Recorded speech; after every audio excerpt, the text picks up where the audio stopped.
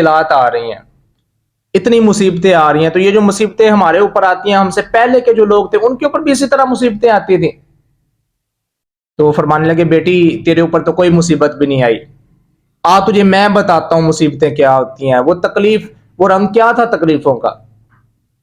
آپ فرمانے لگے ایک عورت، اللہ تعالیٰ نے اس کو 7 بیٹے عطا فرمائے تھے، لیکن وہاں کا جو بادشاہ تھا اس کا یہ مزاج تھا کہ وہ ہر کسی کو خنزیر کا گوشت کھلایا کرتا تھا، اور جو لوگ نہیں کھاتے تھے ان کو قتل کروا دیا کرتا تھا.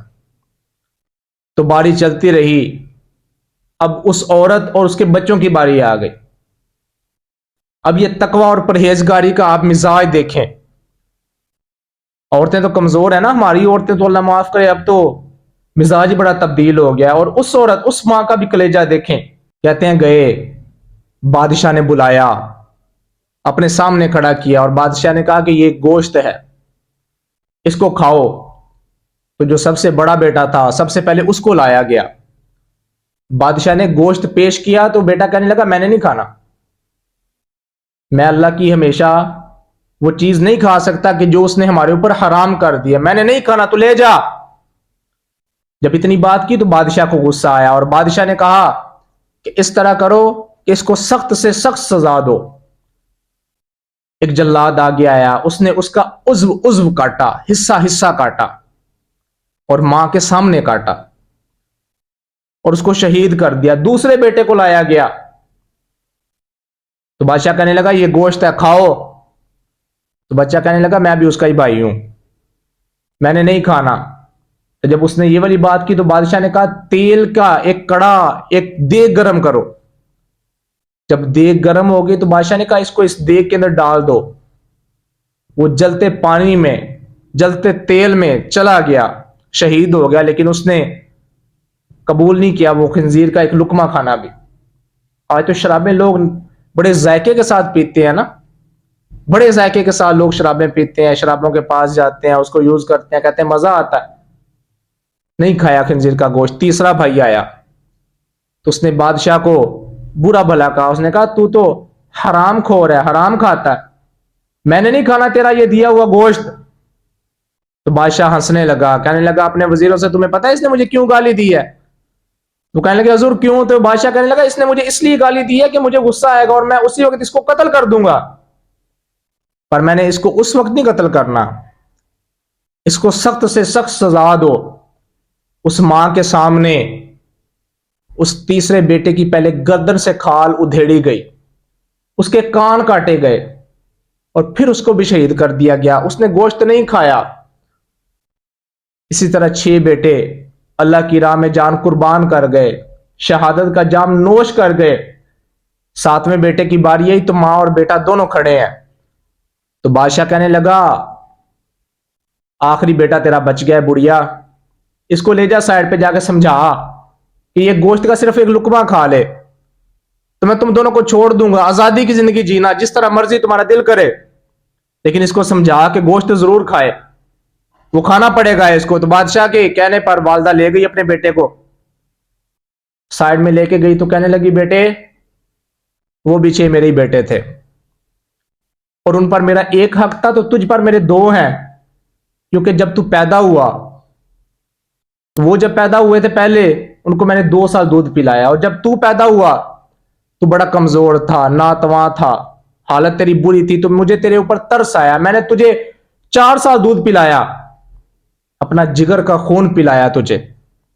تیرے اوپر میرے 2 حق ہیں، اور وہ بھی میرے 6 اپنے ہی بیٹے تھے، تو بھی میرا ذاتی بیٹا ہے. تو جب جائے نا بادشاہ کے سامنے تو تو نے گھبرانا نہیں، آنکھوں میں آنکھیں ڈال کے بات کرنی ہے. تو بیٹا مسکرا پڑا، کہنے لگا ماں مجھے تو لگتا تھا، میں تو ڈر رہا تھا کہ ہو سکتا ہے کہ تو کمزور پڑ گئی ہے اور مجھے آ کے کہے گی کہ بیٹے تو گوشت کھا لے، لیکن رب کا بڑا ہی شکر ہے کہ اس نے مجھ کو تجھ جیسی عظیم ماں عطا فرمائی. اس کا بڑا کرم ہے، اس کا فضل ہے کہ اس نے تجھ جیسی عظیم ماں مجھے عطا فرمائی. آیا بیٹا سامنے تو والدہ بھی ساتھ آئی، بادشاہ کو آگے کہنے لگی میں سمجھا کے لائی ہوں اس کو، اب یہ وہی کرے گا جو میں نے اس کو کہا ہے. تو بادشاہ مسکرایا. اس نے جب گوشت بڑھایا بیٹے کی طرف تو بیٹا کہنے لگا نہیں میں نے نہیں کھانا. تو بادشاہ بڑا غصے کے ساتھ اس نے کہا کہ اس کو بھی ڈال دو تیل کے اندر. وہ جل گیا، بڑھیا رہ گئی. अब बादशाह मिन्नतों पे आ गया, कहने लगा एक मर्तबा खा ले, एक मर्तबा खा ले, एक मर्तबा, तुझे जो मांगेगी, तू मुंह मांगेगी तो मैं मुंह खोलेगी इनाम दे दूंगा, तो एक मर्तबा बस ले ले। तो बुढ़िया कहने लगी तूने मेरे बेटों को शहीद कर दिया, तूने मार दिया, कत्ल कर दिया, तो जिस मां के सामने उसके 7 बेटे चले जाएं तो तुझे क्या लगता है कि वो सिर्फ दौलत के सहारे जिंदगी गुजार देगी? सिर्फ दौलत के सहारे? पर मैं, मुझे कुछ नहीं चाहिए, करूं मध्य अहले दुअल रजा, और पड़े इस बला में मेरी बला, मैं तो गदा हूं अपने करीम का, और मेरा दीन पा रहा है ना, नहीं मुझे कुछ नहीं चाहिए। जिस तरह तूने मेरे बेटों को मारा, तू मुझे भी मार दे। वो वालिदा भी कत्ल हो गए, शहीद हो गए, चली गई अल्लाह की बारगाह के अंदर, लेकिन उन्होंने कभी भी शिकवा नहीं किया, अपने होंठों के ऊपर शिकवा नहीं लेके आए। आप फरमाने लगे बेटी तेरा गम तो कुछ भी नहीं, कुछ भी नहीं है तेरा गम, मुसीबतें तो पिछली उम्मतों के ऊपर आई, पिछले लोगों के ऊपर आई, बनी इसराइल के लोगों के ऊपर आई मुसीबतें, तेरी मुसीबतें तो कुछ भी नहीं। आज 20-40 साल उम्र है तो बंदा जब से अकल उसको आती है, पांव अपने हाथ पांव पे खड़ा होता है, तो वो तब से ही रोना शुरू कर देता है कि बड़े हालात मारे हैं, बड़े हालात मारे हैं, मरते दम तक उसका यही रोना होता है कि मैं मर गया, मैं लुट गया, बड़े हालात पतले हैं। तो यारो, वो कभी कभी रब की रजा पर राजी भी हो जाना चाहिए, कभी कभी मुस्कुरा के कह देना चाहिए कि हाँ अल्लाह ताला ने बड़ा ही नवाजा है, अल्लाह ताला ने बड़ा कुछ अता फरमाया। कभी कभी आ तो जाना चाहिए, उसकी रिजा पर राजी तो हो जाना चाहिए। हम लोग राजी नहीं हो पाते। मूसा अलैहिस्सलाम आपके पास एक शख्स आया तो आके अर्ज करने लगा हुजूर बड़े हालात पतले हैं, तो आप इस तरह करें ना, अल्लाह ताला से दुआ करें कि मेरा जो रिस्क है अल्लाह ताला की बारगाह के अंदर जितना रिस्क लिखा हुआ है वो मुझे एक बार ही अता कर दे। 6-6 दिन फाके में गुजर जाते हैं, फिर खाना मिलता है, 6-6 दिन फाके में गुजर जाते हैं, फिर खाना मिलता है, तो एक मर्तबा रज के तो खा लूं, बाद में तो भले मर ही जाना, तो एक मर्तबा ही खा लूं। अल्लाह तबारक व तआला की बारगाह के अंदर जब मूसा अलैहिस्सलाम हाजिर हुए तो अर्ज की या अल्लाह वो आपका तेरा बंदा देता था सलाम, और मौला वो कहता था कि ये इस तरह अगर हो जाए, तो अल्लाह ताला ने फरमाया उसका रिज्क कम है और उम्र लंबी है, तो फिर किस तरह वो गुजारा करेगा? तो उसने कहा कि नहीं, एक मरतबा बस रिज्क मिल जाए तो काम चल जाएगा, मैं एक मरतबा खाना तो अच्छे तरीके से खा लूं पेट भर के। मूसा अलैहिस्सलाम आपकी गुजारिश पर अल्लाह तबारक व तआला ने उस बंदे का सारा रिज्क उसको एक मरतबा ही अता फरमा दिया। मूसा अलैहिस्सलाम दे के चले गए। अब कुछ अरसे बाद एक जगह से गुजर हुआ तो आपने देखा कि वहां पर तो बड़ा आलीशान महल है और बड़ी कोठी सजी हुई है, बाहर लोगों की लाइनें लगी हुई हैं, बड़े लोग खाना खा रहे हैं।